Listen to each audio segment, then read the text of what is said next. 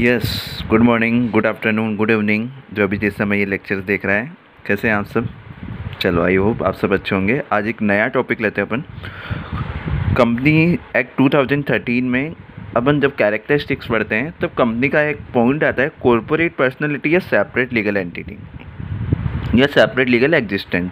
मतलब ये क्या बोलता है हमें, ये कैरेक्टरिस्टिक्स क्या बोलता है कि कंपनी का एक कॉर्पोरेट पर्सनैलिटी होती है। मतलब कंपनी खुद अपने आप में एक लीगल पर्सन है, वो अपने सारे काम अलग करती है। कंपनी अपने मेंबर से अलग होती है। जब अपन ने पहले भी पढ़ा था, कंपनी अपने मेंबर से क्या होती है, अलग होती है। ठीक है, तो कंपनी अपने मेंबर्स के अकॉर्डिंग नहीं चलती है। मेंबर्स अलग होते हैं कंपनी के लिए, और कंपनी अपने आप में अलग होती है। तो इसी को लेकर एक केस लो है बेटा, Salomon versus Salomon and company limited. ठीक है, एक केस लो है इसी पर, Salomon and Salomon company limited, जो 1897 में आया था। जब कंपनी एक्ट 1956 से पहले जो एक्ट चलता था, उस टाइम पर ये केस लो आया था। उसके बाद से ये केस लो अभी भी चला आ रहा है। कि केस लो क्या बोलता है, ये केस लो बोलता है कि कंपनी का अपने आप में एक अलग ही अस्तित्व होता है। मतलब कंपनी अपने आप में क्या है, एक अलग ही पर्सन है। किस तरीके से इस केस लो के द्वारा समझते हैं। ठीक है, इस केस लो में एक सालोमन नेम का एक पर्सन था। ठीक है, सालोमन नाम का एक पर्सन था जो क्या करता था, शूज का बिजनेस करता था। शूज का, सालोमन क्या था, एक शूज का बिजनेस करता था। शूज किसके थे, लेदर के शूज का एक बिजनेस करता था। तो सबसे पहले तो सालोमन क्या था, लेदर के शूज का बिजनेस करता था। तो वो एक सोल प्रोप्राइटर था।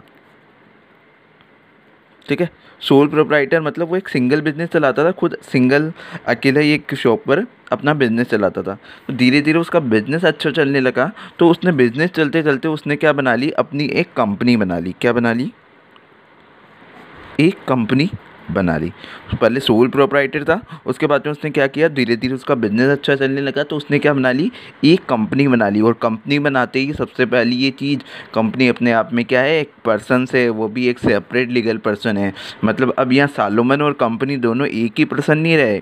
सालोमन अलग हो गया और कंपनी अलग हो गया। जैसे उसने कंपनी बनाया, कंपनी अपने आप में एक अलग पर्सन हो गई, सालोमन अपने आप में एक अलग पर्सन हो गया। तो सालोमन लेदर के शूज़ का बिजनेस करता था, उसने क्या बना ली, अपनी एक लिमिटेड कंपनी बना ली। अब इस कंपनी बनाई, तो इस कंपनी के अंदर कौन कौन थे, ये कंपनी बनाई थी तो इस कंपनी के अंदर इसके कौन कौन थे। तो इस कंपनी के अंदर एक तो वो खुद सेल्फ था, एक उसकी वाइफ थी, एक उसकी डॉटर थी, और 4 उसके बेटे थे, 4 सन्स थे।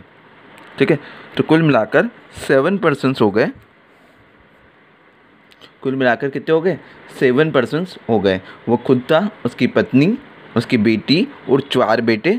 ठीक है, तो कुल मिलाकर 7 पर्सन्स हो गए। सब ने क्या किया, एक एक शेयर्स को परचेज़ किया। ठीक है, एक एक शेयर्स को परचेज़ किया। दैट मीन्स कंपनी की पेडअप कैपिटल हो गई, कंपनी की पेडअप कैपिटल हो गई 7 पौंड। ठीक है, शेयर्स उन्होंने पौंड में खरीदे थे, तो इनकी कंपनी की क्या हो गई, पेडअप कैपिटल 7 पौंड।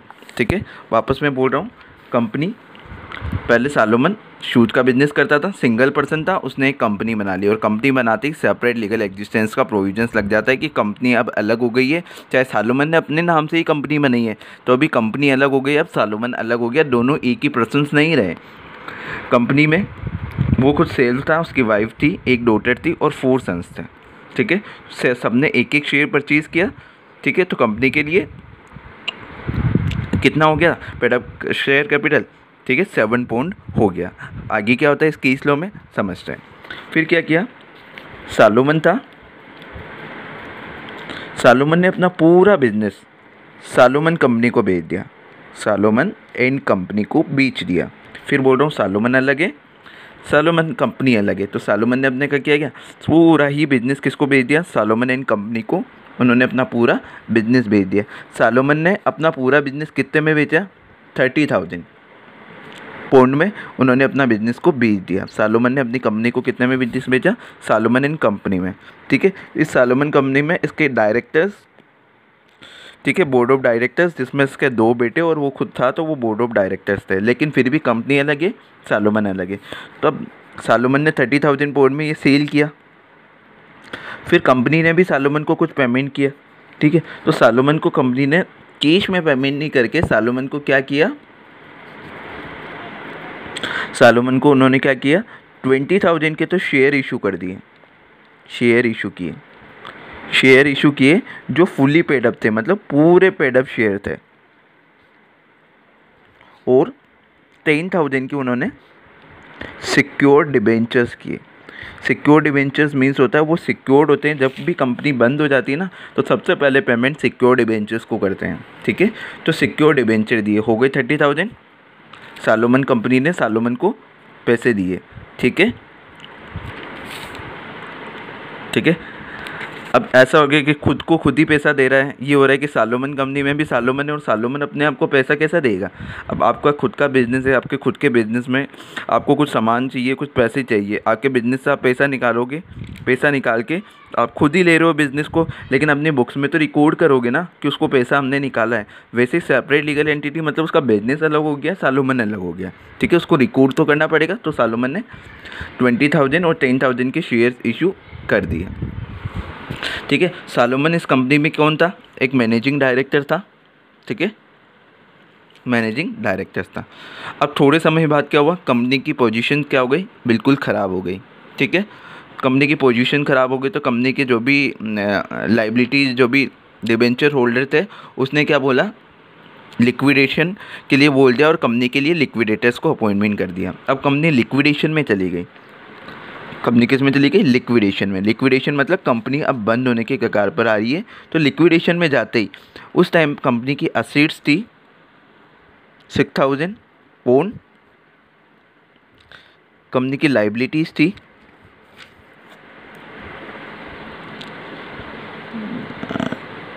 10,000 पाउंड, और कंपनी के पास कोई अनसिक्योर्ड डिबेंचर भी थे, अनसिक्योर्ड क्रेडिटर्स थे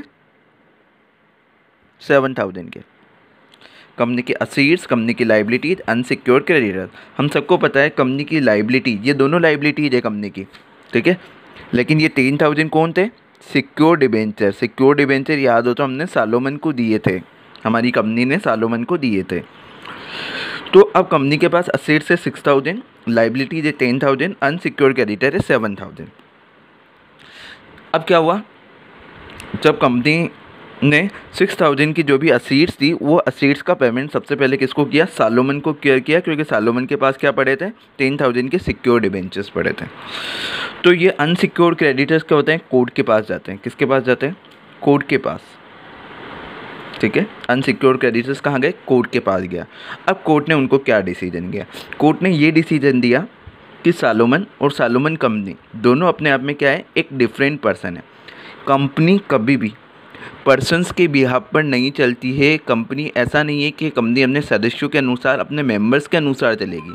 ठीक है, कंपनी के प्रोविजंस है कि सबसे पहले सिक्योर्ड डिबेंचर को पेमेंट होगा, उसके बाद अनसिक्योर्ड डिबेंचर को पेमेंट होगा। तो कंपनी सबसे पहले सिक्योर्ड डिबेंचर्स को करेगी। दैट मीन्स कंपनी सबसे पहले सालोमन के पास सिक्योर्ड डिबेंचर पड़े थे, उसी को पेमेंट करेगी। अगर फिर पैसा बचता है तो अनसिक्योर्ड को करेगी।